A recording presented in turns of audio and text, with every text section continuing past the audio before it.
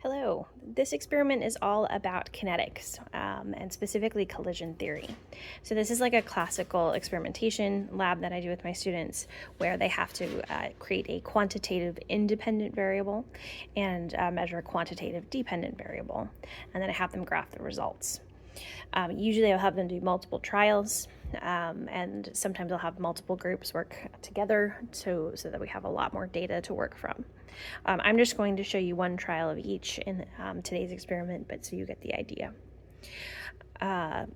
The reaction today is using marble chips, so you can relate this if you want to acid rain or acid deposition, because of like marble statues or like marble structures can get pitted and react with acid rain. And so of course we're reacting it with hydrochloric acid for this reaction. Now, this is a great opportunity to discuss different ways that you can track the rate of a chemical reaction. This reaction of calcium carbonate in the marble chips, when it reacts with the acid, produces carbon dioxide gas. So you'll see bubbles. So we know that the reaction has finished when the bubbles have stopped. We can also track the change in mass using a balance, which is what we're going to do today. You could also, if you have the equipment, you could track the change in pressure using like a gas pressure sensor attached to a probe. You could do a change in volume of gas produced. So some of these might give you some better results.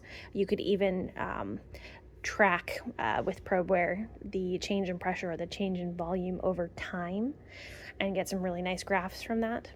But I like to do this using change in mass because it's a little bit more basic, and instead of getting bogged down with the math and the graphing and processing the data, students are really able to focus more on the experimental design and like the potential sources of error, keeping everything else that they can constant, and focus on it that way.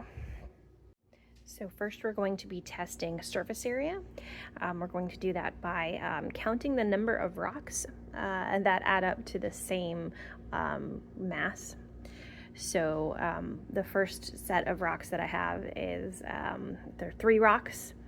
The next one is 10 rocks, and the last one is 23 rocks.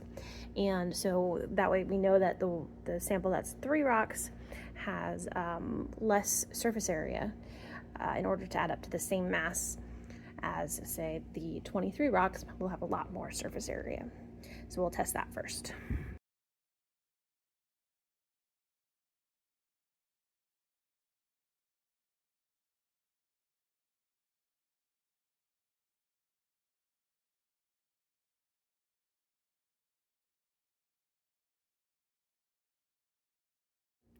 Next, we're going to test temperature, heating the hydrochloric acid on a hot plate. We'll do 60 degrees Celsius, 40 degrees Celsius, and then room temperature, which is right about 25 degrees Celsius in here right now.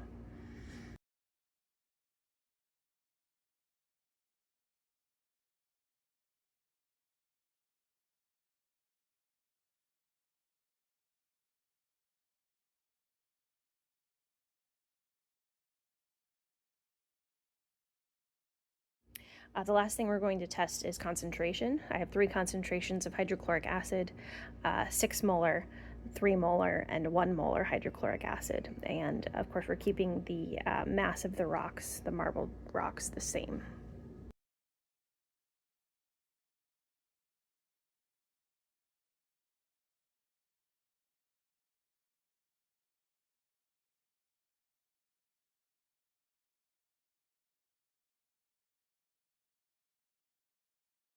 Okay, so here's kind of the overall results of this lab. The calcium carbonate solid from the marble rocks reacted with our acid to produce calcium ions, liquid water, and carbon dioxide gas. And so we tracked the change in mass because the carbon dioxide was evaporating and being released into the air. So we tracked the change in mass over the change in time. We use 30 seconds for each of the experiments. You could do a little bit longer. You could have students choose how long to measure it. Remember that it's going to be more accurate early in the experiment when there's plenty of both reactants. You could also have students find an instantaneous rate if you're tracking like the change in gas pressure or change in volume with a probe. Students for the AP exam do not have to be able to find an instantaneous rate, but it is something that you can do with your students if you choose. I have students go ahead and plot then the average rate for their experiments on the y-axis, and then their independent variable, depending on what it was, on the x-axis. So like for surface area, we counted the number of rocks. More rocks at the same mass would indicate a greater amount of surface area. A higher temperature for those 3 different experiments there, and then higher concentration. And so they should see, of course, how the collisions are affected. Now, I always make sure that I have students explain what is going on at the particulate level for this experiment. And even if each group does a different one of these, I still have them go around and share their data with the other groups, and make sure they get all 3 relationships and explain each of the relationships. So they should know how surface area affects the collisions, how temperature affects the collisions, and how concentration affects the collisions. And for temperature, you should also point out that at higher temperatures, the particles are more likely to, not only more likely to collide more frequently, but they're more likely to collide with enough energy to overcome the activation energy barrier. So that's an extra point to make with temperature. But yeah, this is a nice little experiment. It's a nice way to review like principles for designing experiments, independent, dependent variable, numbers of trials, keeping the anything else in your experiment besides the independent and dependent variables as constant as possible. Lots of good things going on in this experiment without complicating it too much.